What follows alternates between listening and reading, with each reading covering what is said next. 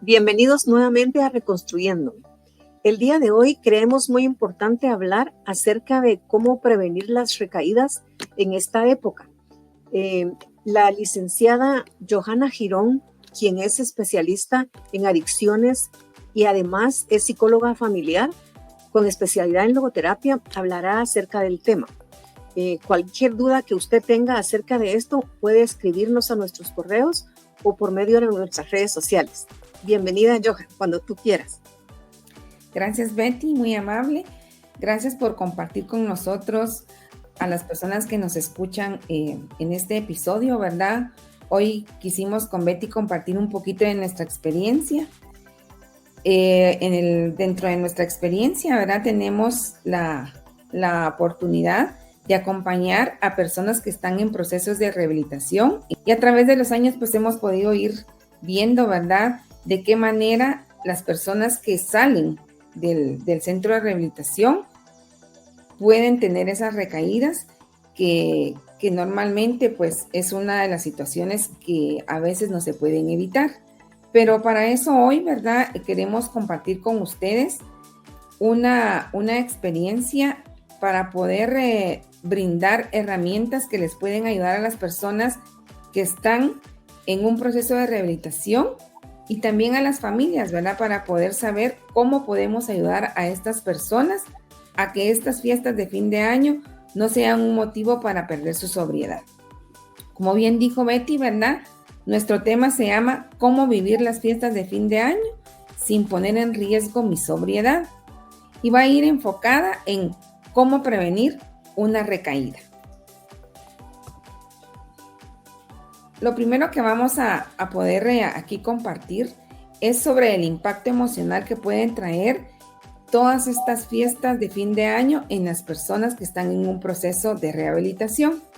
Comentábamos con Betty, ¿verdad?, que este impacto emocional no solamente se da en las personas que están pasando por un proceso de rehabilitación, sino que este impacto emocional consideramos que se da en todas las personas, porque también Betty, ¿verdad?, ha tenido la experiencia de que esta situación genera muchas incertidumbres o muchos cambios emocionales en los pacientes que también recibo en clínica. ¿Verdad, Betty, que tú también has tenido esa experiencia?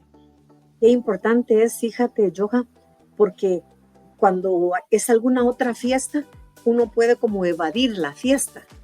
Pero cuando yo estoy pasando por una etapa donde estoy tratando de salir de esa adicción, la Navidad se vuelve, o las fiestas de fin de año, como que no podemos alejarnos de ellas, porque en los trabajos hay convivios, a donde quiera que vamos hay compras, hay regalos, hay luces, hay árboles, y siempre hay aquellas personas que sin maldad lo invitan a uno, solo una. Si es por alcohol, por ejemplo, no, hombre, con una no te va a pasar nada. Entonces, como que también nosotros debemos de protegernos y tal y como en el duelo, o sea, aprender a decir no y ver cuál es el círculo que más me conviene en estas circunstancias y en esta época, digo yo, que es así. Exacto, ¿verdad? Entonces se van dando como ciertas situaciones que de una u otra forma pues van impactando en nuestro estado emocional. Antes de poder pues dar unas herramientas y poder identificar, ¿verdad?, qué podemos hacer para prevenir una recaída, es importante conocer qué es una recaída. Las personas en rehabilitación siempre deben de tener un proceso directo, siempre deben de recordar diariamente que tienen una enfermedad, porque eso es uno de los primeros pasos para poder hacer cambios verdaderos. Aprender a reconocer que tengo una enfermedad. ¿Por qué? Porque la adicción es una enfermedad la cual no tiene cura, pero es importante que nosotros aprendamos a tener esa conciencia para poder responsabilizarnos de una buena manera de mi enfermedad. También, ¿verdad?, es importante que nosotros aprendamos a darnos cuenta que la recaída también es un proceso. la recaída no se da de la noche a la mañana, sino que también, así como fuimos formando un proceso para llegar a lo que es una adicción, también es necesario que nosotros comprendamos que la recaída también es un proceso. Por eso es que necesitamos, ¿verdad?, tener conciencia de qué es lo que estamos sintiendo, qué es lo que estamos pensando y también cuáles son las conductas que estamos teniendo que nos puede provocar llegar a tener una recaída. Y tener una recaída, perdón, Betty, ¿querías decir algo? Sí. Cuando tú hablas de una recaída, yo sé que no hay parámetros a seguir, no hay algo que esté estandarizado, pero cuando ya una persona ha salido y está en un proceso de sobriedad, ¿hay un tiempo estipulado para recaer o no hay tiempo o es según las circunstancias? Fíjate, Betty, que digamos en la experiencia que se tiene con las personas que están en el centro de rehabilitación donde normalmente doy acompañamiento, podemos hablar de una recaída cuando la persona por lo menos tiene unos 3-6 meses de haber salido del centro. Porque alguien que sale y a la semana ya tiene un nuevo consumo, significa que sí, ni siquiera fue recaída. ¿Por qué? Porque realmente nunca tuvo un proceso de cambio. Entonces, por lo menos tener unos 6 meses para poder decir uno, bueno, ya iba en ese caminar, ¿verdad? Y también tenemos que tomar en cuenta que una recaída no solamente consiste en que la persona vuelve a tomar o que la persona vuelve a consumir, sino que es regresar a esos patrones también de conducta que teníamos, porque eso es lo que es verdaderamente tener una sobriedad. Cambiar, no solamente en dejar de consumir, sino también cambiar en mi forma de ser, en mi forma de pensar, en mi forma de relacionarme con los demás, para poder nosotros hablar de que estamos en sobriedad. Nosotros en el centro de rehabilitación donde acompaño, siempre le explicamos a las personas que dejar de tomar o dejar de consumir, o lo que muchas veces le llaman, aquí no vienen solamente a tapar la botella, sino que vienen realmente a hacer cambios personales, en donde sí se va a ir dando un proceso de rehabilitación de manera integral. Claro. Ajá. Entonces, eso es lo que nosotros podríamos decir que es una recaída. Volver a tener esos patrones que no nos han ayudado a tener una vida en sobriedad. Gracias. ¿A qué desafíos se pueden enfrentar las personas en rehabilitación durante estas fiestas? En primer lugar, como tú bien lo decías y nos compartías, ¿verdad? El aumento de estímulos se pueden convertir en muchos factores de riesgo. ¿Por qué? Porque a veces tal vez estamos en algún lugar y hay cierto tipo de música. Y eso puede ser que a mí me detone el deseo de consumir, lo que muchas veces se conoce como craving en el espacio de las adicciones. Entonces el craving se puede ir digamos, detonando cuando yo tengo ciertas como encuentros con algunas situaciones que a mí me pueden generar estos estímulos, ¿verdad? Como puede ser la música, puede ser que a veces, como tú decías, nos invitan, ¿verdad? A tener esas reuniones en donde a veces lo que se quiere es convivir, pero normalmente una persona que ha tenido un problema de adicción a veces solamente llegaba a consumir. Entonces también tenemos que tener mucho cuidado en esto. Cambios de rutina. A veces ya estamos acostumbrados, ¿verdad?, a tener un estilo de vida, pero también estas fechas pueden provocar que muchas veces esas rutinas se pueden cambiar.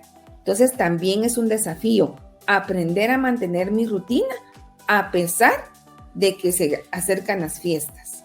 El impacto económico. Aunque no querramos, ¿verdad?, y que decimos nos vamos a controlar y todo, siempre, ¿verdad?, pues tenemos el deseo de compartir una cena diferente. A veces queremos hacer un regalo Y todo esto viene a provocar un impacto en la economía. Y muchas veces recordemos que aquellas personas que están saliendo de un proceso de rehabilitación en un centro, a veces no tienen trabajo y les cuesta volver a reincorporarse a la situación laboral. Entonces, todo esto puede ser también un desafío que tienen que enfrentar en estas fechas. La soledad. La soledad también es una situación que se puede dar durante estas fechas. ¿Por qué? Porque a veces las personas viven solas y el ver que otras personas comparten con otras familias, ¿verdad? U otras amistades, hace que muchas veces pues el sentimiento de soledad embargue a la persona.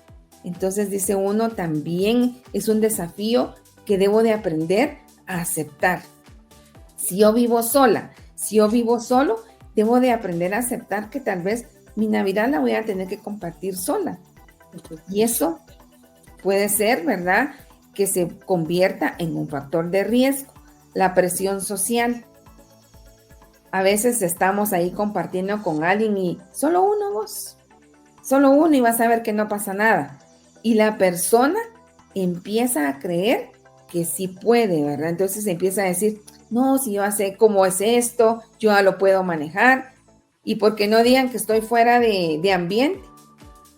Entonces accedo o acepto a tomarme ese traguito o a consumir un poquito de aquello otro, ¿verdad? Entonces dice uno, no, debo de aprender a tener claridad para poder yo enfrentar este desafío. La tristeza, ¿verdad? La nostalgia también puede llegar a ser un detonante para provocar una recaída. ¿Por qué? Porque a veces las personas cuando ya están en su proceso de rehabilitación empiezan a darse cuenta de todo aquello que han perdido. A veces tal vez tenían una esposa, pero ya la esposa se cansó y tomó la decisión de divorciarse, de separarse. Entonces empieza, ¿verdad?, esa tristeza que puede venir a generarlo también mucha culpa por todo esto, ¿verdad?, que va a enfrentar la persona en este tipo de fiestas. Entonces es importante que nosotros aprendamos a tener en cuenta qué situaciones o qué desafíos puedo enfrentar ahora que vienen estas fiestas de fin de año. Además de los desafíos que tú estabas hablando, también como que tenemos que aprender a no sé si solo trabajan las cosas propiamente de adicción, porque también tenemos que aprender a decir que no cuando ya estamos listos. O sea, mi autoestima en estas fechas puede verse como disminuida porque no tengo todo lo que los otros tienen. Y no me refiero solo a lo económico, Joha, sino que no tengo esa disponibilidad de tiempo, no tengo ese de poder tomarme 2 cositas, 2 vinos y que ahí voy a parar, sino que yo sí tengo un peligro de poder excederme y caer en una recaída. Y lamentablemente la presión social de la que tú hablabas es lo que más afecta.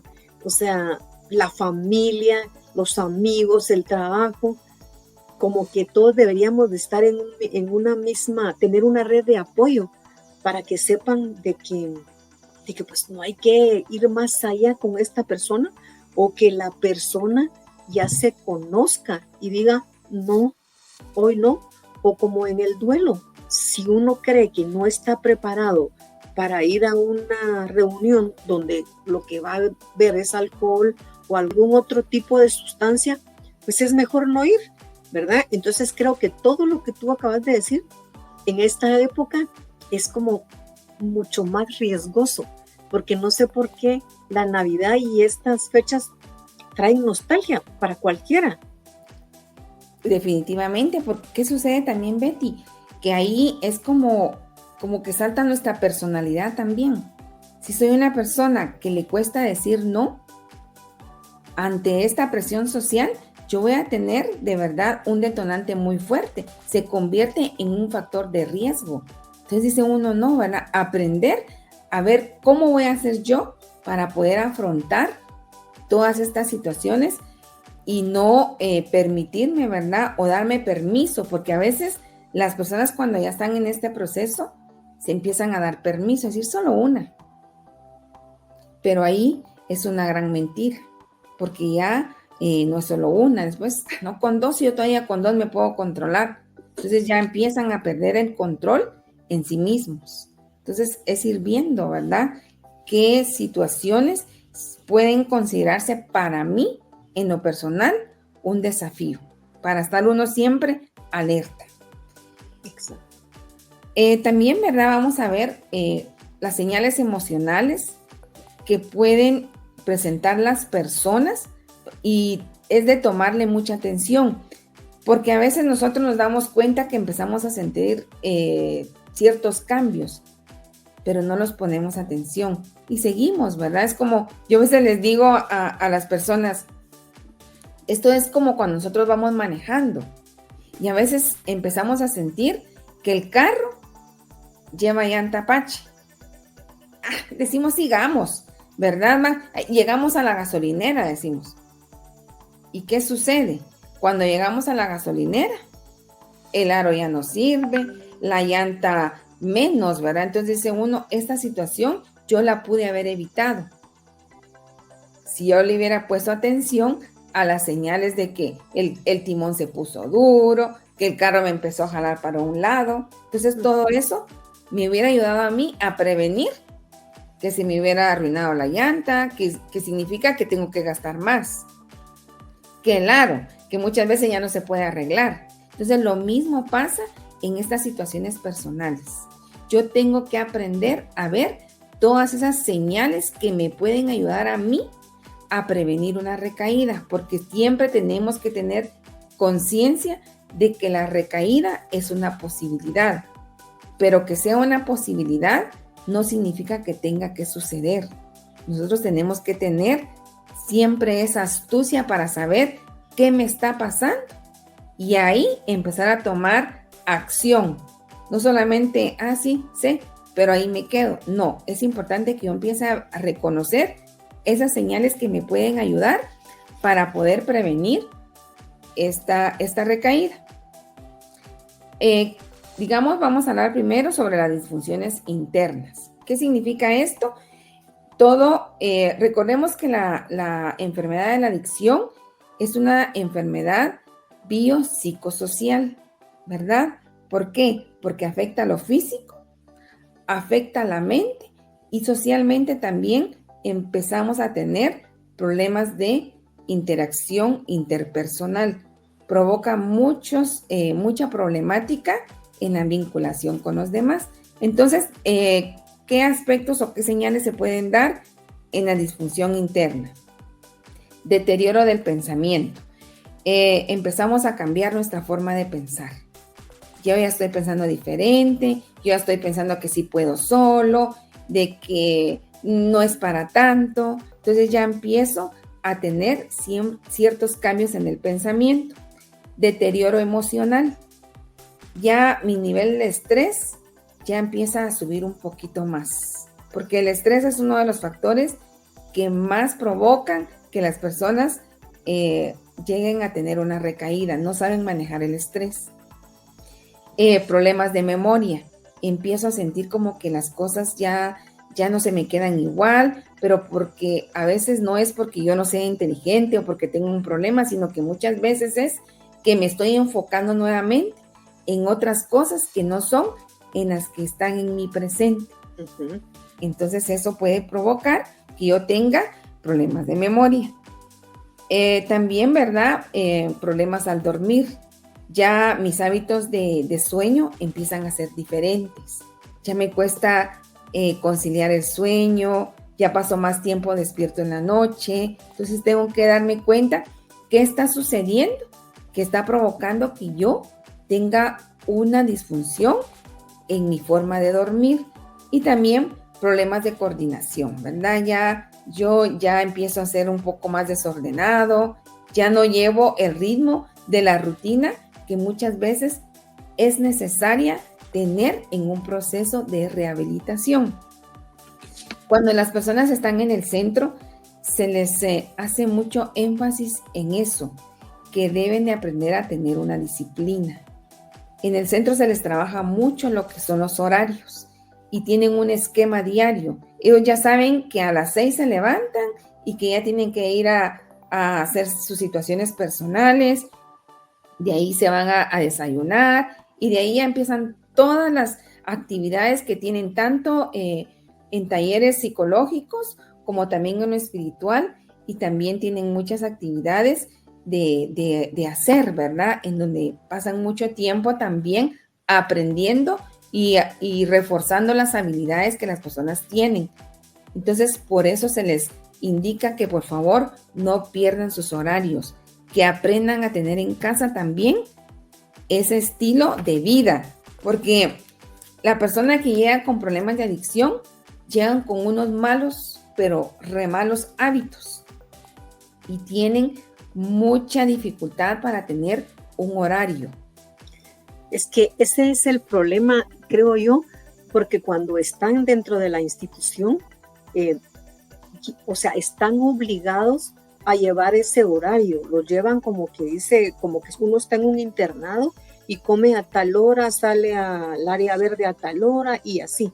Entonces ahí es cuando uno, como tú dices, debería de crear ese hábito, porque al salir ya es mi responsabilidad, la que yo tengo que asumir de continuar con lo que aprendí. Y entonces creo yo que ahí es donde vienen a veces las recaídas, porque no me acostumbro. Ya afuera, con todo lo que veo y todo lo que me rodea, se me olvida todo lo que traigo conmigo, porque no creé el hábito que como debería de ser, ¿verdad? Exacto, Betty. Entonces, ¿qué sucede? Como, digamos, cuando están en el centro, todas las situaciones están en cierto horario, y si no cumplen, ponle, si ellos le dicen, usted tiene su cita psicológica a las 9 de la mañana, y usted no llega porque no es que los llamen, sino que ahí está, ¿verdad? Puesto el horario en que ellos tienen que presentarse. Entonces ellos llegan a las 9 y se les da 5 minutos. Si en 5 minutos no llegan, ya no se les atiende. Entonces ya se le manda a otra actividad para que ellos empiecen a tomar responsabilidad, porque han tenido una vida tan desordenada que ya se les había olvidado de muchas veces que es tener responsabilidad. Y ahí empieza, ¿verdad? También, Betty, que ya aquí afuera queda mucho tiempo de ocio. Y Claro. ahorita en las fiestas de fin de año pueden que utilicen ese tiempo de ocio para irse a parrandear, para ir a compartir con personas que están en otra situación. Entonces dice uno, aprender a tener todo esto nos va a ayudar a que las personas aprendan a darse cuenta qué está sucediendo para ir previniendo llegar a la recaída. Okay. Ajá, la disfunción externa. Aquí, ¿verdad? Muchas veces se da en que las personas empiezan a regresar a la negación. Empiezan a decir, no, yo no tengo nada. Cuando a veces le pregunta a uno, te miro diferente, observo que estás hablando como antes, que estás teniendo conductas que no eran de ahora, sino que siempre del tiempo que estabas en el consumo. No, todo está bien. Entonces empiezan a negar. También empiezan a evadir, ¿verdad? Y a ponerse a la defensiva. Cuando alguien ya le dice, mira, te miro diferente o qué te está pasando, ellos empiezan a ponerse enojados porque alguien los cuestionó. Entonces, también deben darse cuenta, si yo ya me siento que estoy muy a la defensiva, tomar conciencia, ¿qué me está pasando? ¿Por qué me siento así? ¿Será que estoy regresando otra vez? Entonces, estar muy atento a esto, ¿verdad? También, ¿verdad? Empiezan a generar situaciones de crisis, porque muchas veces empiezan a ver todo es malo, nada tiene solución. Empiezan a dudar mucho también de sus capacidades y empiezan a quedarse como paralizados porque sienten que nada les sale bien y quieren solucionar solo de una manera. Empiezan a tener aquello que se puede decir como una visión de túnel, en donde no miran otra respuesta y solamente quieren ahí. Y todo eso empieza a generar que todas las emocionalidades empiecen a desenfocarse de lo que verdaderamente querían lograr. Y muchas veces también, ¿verdad? Empiezan a tener dificultad para pensar con claridad. Entonces, estar atentos. ¿Qué me está sucediendo? ¿Será que estoy sintiendo algo de esto? ¿Será que me estoy sintiendo de tal manera? Poner mucha atención. No dejemos pasar todas estas señales, porque si nosotros ponemos atención a tiempo, podemos evitar estar en la recaída ya muy pronto. O sea que una de las cosas importantes es aprender a conocernos y conocer nuestro cuerpo. Y yo creo que en algún momento dado uno sí siente cuando alguien le pregunta algo y uno contesta a la defensiva. Uno siente, contesté mal, ¿verdad? O sea, se me fue la mano, estoy siendo muy dura. Como aprender a conocer uno realmente su cuerpo, su mente y qué es lo que me está pasando. Porque yo creo, Johan, que cuando pasa todo esto que tú hablaste de lo interno, lo externo, uno mismo se siente mal actuando de esa manera. No es como cuando estás en paz, estás llevando tus pasos como deben de ser. Creo que también tú lo sientes, se siente en tu cuerpo. Entonces también como eso de aprender a conocerse es importante porque nos va a dar como el semáforo en rojo ahí, algo está pasando y que yo aprenda a controlarlo, ¿verdad? Exacto, es que Betty es tan importante y por eso nosotros siempre lo hemos mencionado, ¿verdad? El autoconocimiento. El autoconocimiento es vital para nosotros hacer verdaderas transformaciones, pero si no nos conocemos, no es que no se logre, pero tal vez si lo logramos en un año, tener todo esto ya bajo control. Si yo no me conozco, tal vez para hacer este cambio, me voy a llevar 10 años. Uh-huh.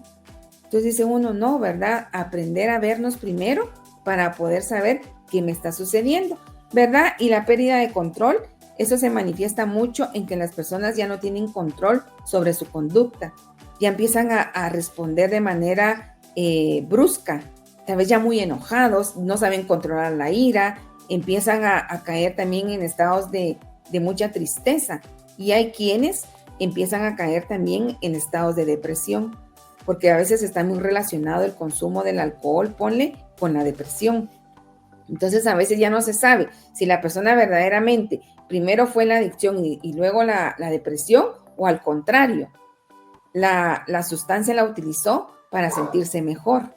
Entonces es importante, ¿verdad? Ver si esas situaciones tengo que aprender a ver qué me está sucediendo. Empezamos a ver también como que no hay opciones para nada. Me proponen algo y no me parece. Y todo es malo, siempre estoy como negativo. Entonces dice uno, no, ya empiezo yo a tener pérdida de control. Entonces también es una señal importante que no dejamos nosotros de tomar en cuenta para poder evitar una recaída. La siguiente, ¿verdad? Ahora que ya pues hemos visto qué señales, pues nosotros queremos ir dejando también herramientas que le pueden ayudar a la persona a prevenir esta recaída. La primera pues es la estabilización. ¿Y eso qué requiere? Que antes de que yo empiece a hacer cambios, yo debo de aprender a tener control sobre sí mismo. Yo debo de aprender a tener control sobre mis emociones, sobre mis pensamientos. Y regresamos a lo que tú decías, el autoconocimiento. Debo tener siempre mucha habilidad para poder conocer qué estoy sintiendo, para poder ya entonces yo seguir avanzando en mi proceso y estar siempre alerta. Recordemos que esto es de todos los días. Esto no es, hoy sí le voy a poner atención. A ver, no, es de todos los días. Que nosotros debemos de aprender a estabilizarnos emocionalmente. Luego está la autoevaluación. Si yo me estoy sintiendo mal o si tal vez ya en mi proceso de cambio ya he tenido otros momentos y he tenido recaídas, yo también debo de aprender a tener una evaluación. ¿Qué me pasó? ¿Por qué no pude controlarme? Y ahí también ayuda mucho el acompañamiento psicológico. ¿Por qué? Porque vamos viendo qué le sucedió, por qué no pudo controlar el estrés, por qué no pudo controlar la frustración, porque todas estas sensaciones, la tristeza, ¿verdad? La nostalgia que se da ahorita mucho en estos tiempos, se puede presentar. Y por eso es que las personas no previenen la recaída, porque no le ponen atención. Y ahí en la autoevaluación, te pregunto, ¿podría ir como el reconocer qué es lo que desencadena en mí esa tristeza? Porque pueden ser personas, lugares, situaciones. Entonces, como autoevaluarme y ver dónde sí me siento seguro y dónde no me siento seguro. ¿Qué personas no me hacen sentir seguro? O puede que con esas personas o en esas situaciones yo esté propenso a la recaída. Sí, es que Betty, es poner atención a todo eso. Porque ¿qué sucede? Ahorita, cuando es fin de año, uno pues empieza a ver qué logros tuvo, qué situaciones no pudo alcanzar, qué metas de las que me propuse realmente no llegué o cuáles sí logré alcanzar. Entonces, también puede ser, ¿verdad?, que la persona que esté en un proceso de cambio, de rehabilitación, empiece a darse cuenta de que este año no logró nada, de que al contrario, empiezan a sentirse culpables, porque si yo no hubiera estado en el consumo, yo hubiera podido comprar mi carro, si yo no hubiera estado en el consumo, no hubiera dejado los estudios, si yo empieza la culpa. Empieza la culpa. Entonces es autoevaluarme, ¿qué me está pasando? ¿Por qué me siento así? Educación, ¿verdad?, de recaídas. Deben de aprender a saber y a conocer cómo es el proceso. ¿Por qué? A veces piensan de que se da de la noche a la mañana y no, ¿verdad? Eso es un proceso. Entonces aprender a ver cuáles son esas señales, cuál es la siguiente fase, en dónde me encuentro, para poder ahí sí que tener una buena formación y conocimiento de lo que yo quiero lograr. Y eso me va a ayudar a tener una prevención y no dejarme llevar por lo que muchas veces siento o pienso. Identificación de señales de alerta, ¿verdad? Entonces nosotros tenemos que aprender a tener mucha atención en lo que está sucediendo. Tengo que aprender a enfocarme. No, que a veces, no es para tanto. No, sí es para tanto. Acá está en riesgo nuestra sobriedad.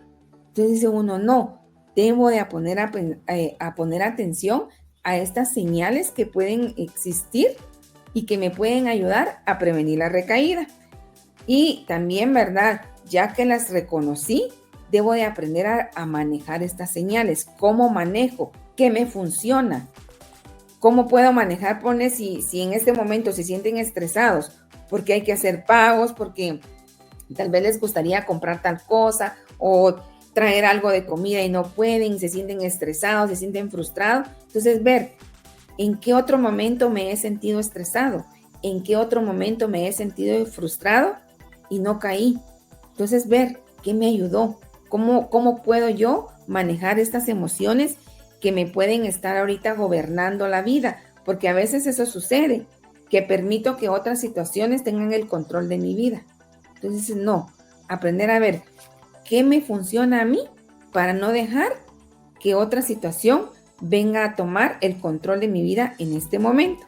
Utilizar las herramientas, perdón, Johan, utilizar las herramientas que me sirvieron en determinado momento para salir adelante y ponerlas en práctica ahorita que me está pasando en el presente. Exacto. Okay, gracias. Sí, no, Betty, es parte de nuestro autoconocimiento, ¿verdad? ¿Qué me ayuda a mí a bajar mi estrés antes? Ay, me ayuda a caminar, me ayuda a hablarlo con alguien. Entonces, tengo que identificar, ¿verdad? Para poder ir viendo, ¿verdad? El entrenamiento alimentario, ver cómo me ha ido hoy. ¿Qué sucede? Poner en práctica, ¿verdad? Es recomendable que muchas veces se haga por lo menos 2 veces al día un reconocimiento de inventario. ¿Cómo me ha ido hoy? ¿Qué me ayudó? ¿Qué no logré? Entonces todo esto me ayuda a mí a tener, ¿verdad? Conciencia de qué me hace falta para poder seguir alcanzando y tener en mente siempre lo que quiero lograr. Participación de otras personas también es muy importante, ¿verdad?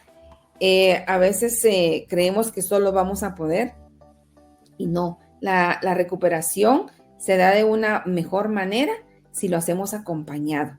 A veces de nuestra familia, a veces que es de verdad en el centro de rehabilitación en donde doy acompañamiento, se les proporciona a las personas de manera voluntaria 2 años adicionales de acompañamiento psicológico para que así las personas vayan teniendo ese acompañamiento que les ayuda a reforzar todas esas herramientas que han aprendido, porque siempre se les dice, ahorita solamente están llenando su mochila de herramientas. Allá afuera es donde tienen que ver qué sí les funciona y qué no les funciona, ¿verdad? Entonces es importantísimo siempre tener a otras personas que les acompañen. A veces también la familia, ¿verdad? O los amigos te pueden decir, Betty, yo te miro diferente, te miro como más enojada ahora, ¿qué te está pasando? Entonces son esas señales de alerta que muchas veces nosotros solos no lo podemos ver. Pero cuando ya alguien te hace la observación, dices tú, tal vez he estado enojada últimamente muchos días. Ya me lo dicen 2. Dice, aquí está pasando algo. Entonces también eso me ayuda, ¿verdad? Y definitivamente el seguimiento. El seguimiento es muy importante. A veces cuando las personas empiezan a sentir que ya están bien, empiezan a creer que ya no necesitan seguimiento. Ay, si yo puedo solo. Y a veces en esos momentos es cuando se dan las recaídas. Cuando ya empiezo a sentir que todo me va bien. Tal vez ya tengo un buen trabajo, recuperé mis relaciones amorosas, de mis amistades.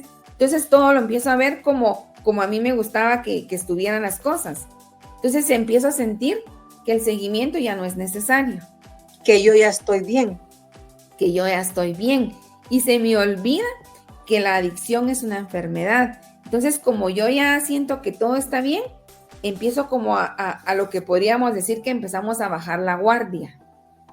Entonces ya me empiezo a despreocupar a estas situaciones que pueden generar en mí un detonante. Entonces es importante, ¿verdad? Se les recomienda que vayan a los grupos de alcohólicos anónimos, ¿verdad? En donde hay mucho seguimiento de los 12 pasos, que es primordial para lograr alcanzar verdaderamente una sobriedad. También el acompañamiento psicológico, que es muy importante para poder compartir, para poderme seguir conociendo. Entonces también siempre ingresar cuando hay temas así como estos en donde vamos dando, ¿verdad?, información que le puede servir para mantenerse firme. También escucharlo. A veces no tenemos ganas, pero acá es como ir reforzando también la voluntad. Aprender que a veces, aunque no tenga ganas, esto me puede servir. Entonces, dice uno, tenemos que tener también ese seguimiento para seguir fortaleciendo lo aprendido. Y a mí me parece importante, Joja, que cuando yo ya salí del centro, a veces afuera yo no tengo el dinero suficiente para poder seguir como un tratamiento. Entonces, esos 2 años que dan en donde tú estás es súper importante porque me mantiene. Yo ya estoy afuera, pero sigo con un tratamiento.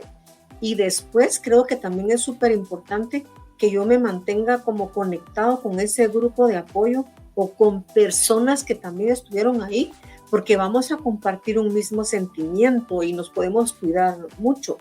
O con las familias o los amigos que saben el problema nuestro y que también van a estar ahí para apoyarnos. O sea, mantener nuestras redes de apoyo de la mejor forma para que cuando yo sienta que no puedo más, siempre va a haber alguien ahí para sostenerme o yo puedo sostener a alguien más. pero también me gustó mucho porque yo voy a recibir la ayuda, pero antes tengo que reconocer que tengo una enfermedad, porque si mi familia me va a llevar y yo digo, no sé ni por qué me están trayendo, si yo lo único que hago es que tomo de más, pero no reconozco, no funciona. Definitivamente, y fíjate que eso es uno de los requisitos que siempre piden en el centro, que la persona verdaderamente quiere y le preguntan antes de ingresar, ¿usted quiere? ¿Por qué está usted acá? Porque a veces se han dado los casos, porque de todo se da, ¿verdad? Es que vengo porque si no mi esposa me deja. Uh-huh. Entonces no es porque verdaderamente quiera un cambio, sino que es una condición que lo llevan ahí, ¿verdad? Entonces la motivación para el cambio no es personal, sino que le pertenece a alguien más. Condicionada. Es condicionada, ¿verdad? Entonces dice uno, no, el centro, el acompañamiento psicológico es primordial. ¿Por qué? Porque la persona aprende a darle un sentido a este cambio. Y cuando la persona mira que este cambio para él tiene un sentido, lo logra. Pero muchas veces la motivación no es suficiente, sino que el propósito que la persona tiene para lograrlo es lo que le va a dar fuerza, porque es un proceso que no es fácil. Sabemos que no es un proceso fácil, pero sí se puede. Y si estamos preparados para estas fechas, para poder ahí sí que afrontar, ¿verdad?, esas situaciones que se pueden dar por los eventos que conllevan todas estas fiestas de fin de año, considero que pueden vivir unas fiestas bastante tranquilas, aprendiendo a aceptar que en esta Navidad, que en esta fiesta de fin de año, por el momento esto es lo que puedo tener.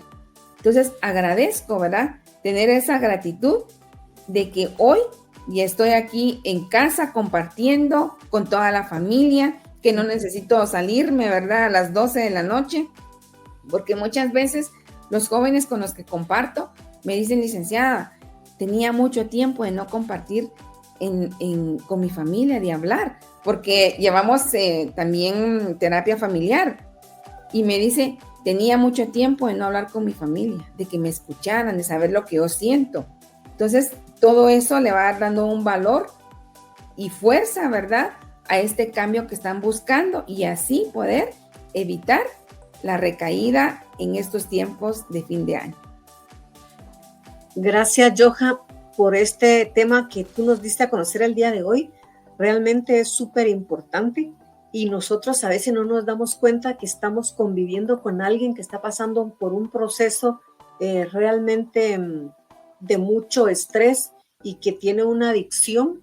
Entonces, como que debemos de utilizar nuestra empatía, porque miramos al otro pensando que todo está bien, y puede que él tenga todo un mundo de ansiedad, de depresión, de desconsuelo adentro, y nosotros lo vemos como algo normal.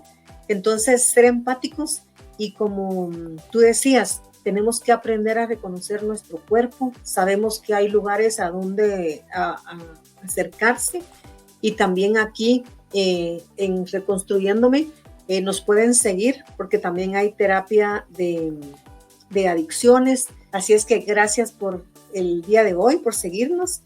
Estamos en nuestras redes sociales como Reconstruyéndome GT. Síganos por Facebook, YouTube e Instagram. Si le gustó, háganoslo saber, y también qué otros temas le gustaría que nosotros tocáramos. Gracias, Joha, por tu presentación. Gracias a todos. Hasta la próxima.